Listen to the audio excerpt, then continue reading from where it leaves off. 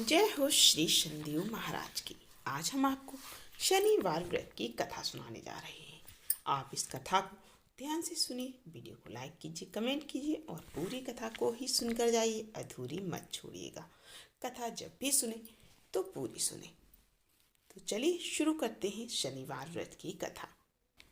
एक समय सूर्य, चंद्रमा, मंगल, बुध, बृहस्पति, शुक्र, शनि और राहु केतु, इन ग्रहों में आपस में झगड़ा हो गया कि हम सब में सबसे बड़ा कौन है। सब अपने आप को बड़ा कहते थे। जब आपस में कोई निश्चय न हो सका तो सब के सब आपस में झगड़ते हुए इंद्र के पास गए और कहने लगे कि आप सब देवताओं के राजा हो, इसीलिए आप हमारा न्याय करके बतलाओ कि हम नवों ग्रहों में सबसे बड़ा कौन है। राजा इंद्र इनका प्रश्न सुनकर घबरा गए और कहने लगे कि मुझ में ये सामर्थ्य नहीं है जो किसी को बड़ा या छोटा बतलाऊं। मैं अपने मुख से कुछ नहीं कह सकता।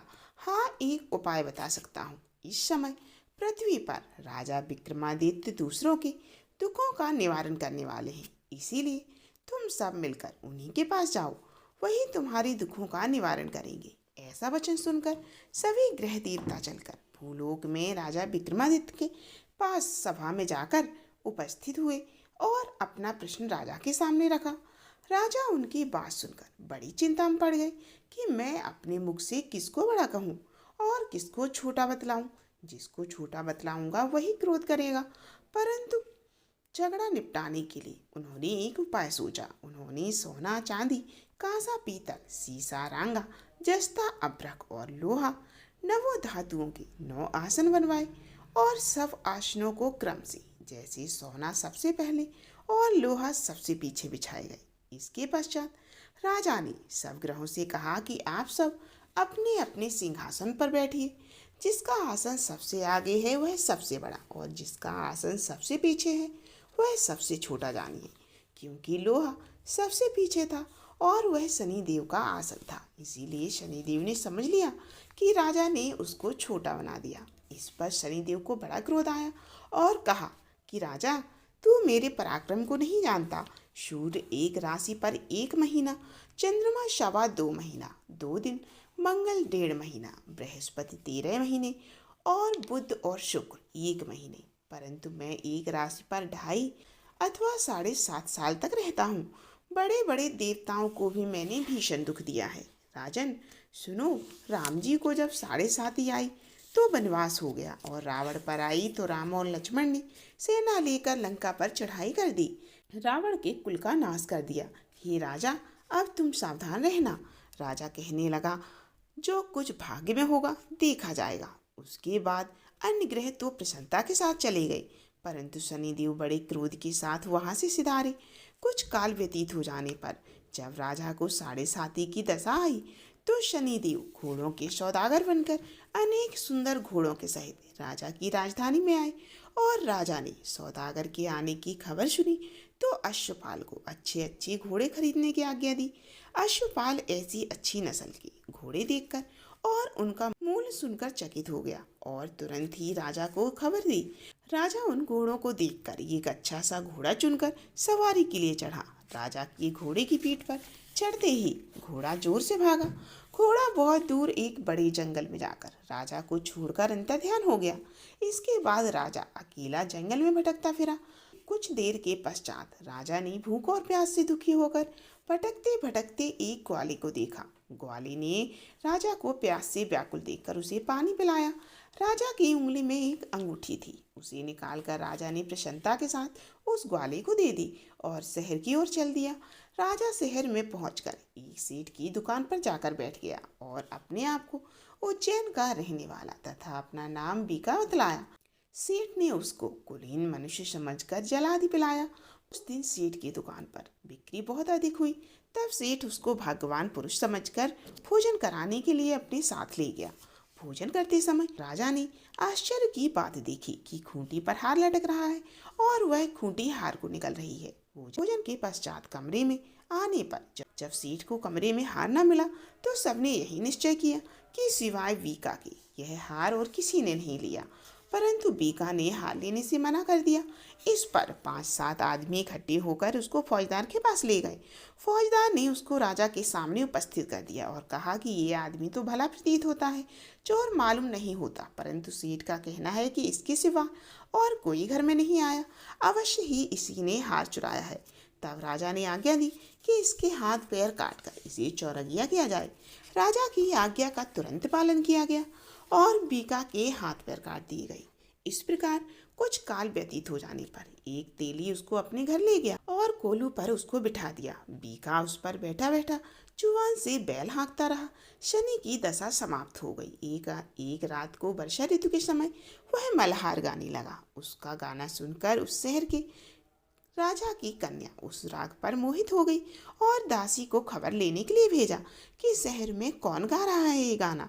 दासी सारे शहर में फिरती फिरती देखती है कि तेली के घर में चौरगिया राग गा रहा है। दासी ने महल में आकर राजकुमारी को सब वृत्तांत सुना दिया। बस उसी क्षण राजकुमारी ने अपने मन में ये प्रण कर लिया कि चाहे जो हो, मैं इस चौरगिया के साथ ही विवाह करूंगी। प्रातःकाल होते ही जब दासी ने राजकुमारी को जगाना चाहा तो राजकुमारी अनशन व्रत लेकर पड़ी रही। तब दासी ने रानी के पास जाकर राजकुमारी के ना उठने का वृत्तांत कहा। रानी ने तुरंत ही वहां जाकर राजकुमारी को जगाया, उसके दुख का कारण पूछा तो राजकुमारी ने कहा, माता, मैंने यह प्रण कर लिया है कि तेली के घर में जो चौरगिया है मैं उसी के साथ विवाह करूंगी। माता ने कहा, पगली, ये क्या बात कह रही हो? तुझको किसी देश के राजा के साथ ब्याहाया जाएगा। कन्या कहने लगी, माताजी, मैं अपना प्रण कभी नहीं तोड़ूंगी। माता ने चिंतित होकर यह बात राजा को बताई। जब राजा ने भी आकर उसे बहुत समझाया कि मैं अभी देश देशांतर में अपने दूत भेजकर सुयोग्य रूपवान एवं बड़े बड़े सुंदर गुणी राजकुमार के साथ तुम्हारा विवाह करूंगा, ऐसी बात तुमको कभी नहीं विचारनी चाहिए। कन्या ने कहा, पिताजी, मैं अपने प्राण त्याग दूंगी, परंतु दूसरे के साथ विवाह नहीं करूंगी। इतना सुनकर राजा को क्रोध आ गया और कहा, यदि तेरे भाग्य में ऐसा ही लिखा है तो तेरी जैसी इच्छा वैसा ही कर। राजा ने तेली को बुलाकर कहा कि तेरे घर में जो चौरगिया है उसके साथ में अपनी कन्या का विवाह करना चाहता हूँ। तेली ने कहा, ये कैसे संभव हो सकता है? कहाँ आप हमारे राजा और कहाँ मैं एक नीच तेली? परंतु राजा ने कहा कि भाग्य के लिखे को कोई टाल नहीं सकता। अपने घर जाकर विवाह की तैयारी करो। राजा ने उसी समय तोरण और बंदरवार लगवाकर अपनी राजकुमारी का विवाह चौरगिया बनी विक्रमादित्य के साथ कर दिया। रात्र को जब विक्रमादित्य और राजकुमारी महल में सोए थे तो आधी रात के समय शनि देव ने विक्रमादित्य को स्वप्न दिया और कहा कि कहो राजा, मुझको छोटा बतलाकर तुमने कितना दुख उठाया। राजा ने क्षमा मांगी। शनिदेव ने प्रसन्न होकर विक्रमादित्य को हाथ पैर दे दिया। तब राजा ने कहा, महाराज, मेरी एक प्रार्थना स्वीकार करें कि जैसा दुख आपने मुझे सौंप दिया है और किसी को ना दे। शनिदेव ने कहा, तुम्हारी ये प्रार्थना स्वीकार है।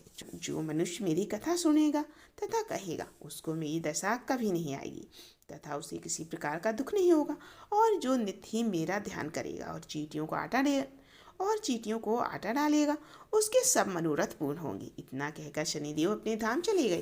राजकुमारी की आंख खुली तो राजा के हाथ पांव सही सलामत देखे तो आश्चर्य को प्राप्त हुई। उसको देखकर राजा ने अपना समस्त हाल कहा कि मैं उज्जैन का राजा विक्रमादित्य हूँ। यह बात सुनकर राजकुमारी अत्यंत प्रसन्न हुई। प्रातःकाल राजकुमारी से उसकी सखियों ने पूछा तो उसने अपने पति का समस्त वृत्तांत कह सुनाया। तब सबने प्रसन्नता प्रकट की और कहा कि ईश्वर ने आपकी मनोकामना पूर्ण कर दी। जब उस सेठ ने यह बात सुनी तो वह विक्रमादित्य के पास आया और राजा विक्रमादित्य के पैरों में गिरकर क्षमा मांगने लगा कि मैंने आप पर चोरी का दोष लगाया था, अतः आप मुझको जो चाहें दंड दे। राजा ने कहा, मुझ पर शनिदेव का क्रोध था, इसी कारण यह सब दुख मुझे प्राप्त हुआ है। इसमें तुम्हारा कोई दोष नहीं है। तुम अपने घर जाकर अपना कार्य करो। और सेठ बोला कि मुझे तभी शांति होगी जब आप मेरे घर चलकर प्रीतपूर्वक भोजन करेंगे। राजा ने कहा, जैसी आपकी मर्जी वैसा ही करें। सेठ ने अपने घर जाकर अनेक प्रकार के सुंदर भोजन बनवाए और राजा विक्रमादित्य को प्रतिभोज दिया। जिस समय राजा विक्रमादित्य भोजन कर रहे थे वही घटना फिर से हुई। जो खूंटी पहले हार निकल गई थी, अब वह हार उगल रही है। जब भोजन समाप्त हो गया तो सेठ ने हाथ जोड़कर बहुत सी मोहरें राजा को भेंट की और कहा, मेरे श्री कमर नामक एक कन्या है, आप उसका प्राण ग्रहण करें। इसके बाद सेठ ने अपनी कन्या का विवाह राजा के साथ कर दिया और बहुत सा दान दहेज दिया। इस प्रकार कुछ दिनों तक वहाँ निवास करने के पश्चात विक्रमादित्य ने शहर के राजा से कहा कि अब मेरी उज्जैन जाने की इच्छा है। फिर कुछ दिन बाद विदा लेकर राजकुमारी मनभावनी सेठ की कन्या श्री कंवरी तथा दोनों जगह के दहेज से प्राप्त अनेक प्रकार के दासी दास रथ और पालकियों सहित विक्रमादित्य उज्जैन की तरफ चले। जब शहर के निकट पहुंचे और पुरवासियों ने राजा के आने का संवाद सुना तो समस्त उज्जैन की प्रजा अगवानी के लिए आई। तब बड़ी प्रसन्नता से राजा अपने महल में पधारे। सारे शहर में बड़ा भारी महोत्सव मनाया गया और रात्रि को दीपमाला की गई। दूसरे दिन राजा ने शहर में ये सूचना करा दी कि शनिश्चर देवता सब ग्रहों में सर्वोपरि हैं। मैंने इनको छोटा बतलाया, इसी से मुझे ये दुख प्राप्त हुआ है। पर सारे शहर में सदा शनिश्चर की पूजा और कथा होने लगी। राजा और प्रजा अनेक प्रकार की सुख भोगती रही। जो कोई शनिश्चर महाराज की इस कथा को पढ़ता सुनता है, शनि देव की कृपा से उसके सभी दुख दूर हो जाते हैं। शनिवार की कथा को व्रत के दिन अवश्य पढ़ना चाहिए। ओम शांति, ओम शांति, ओम शांति। बोलो शनिदेव महाराज की जय। आप लोग इस कथा को पूरा सुनिए, वीडियो को लाइक कीजिए, कमेंट कीजिए और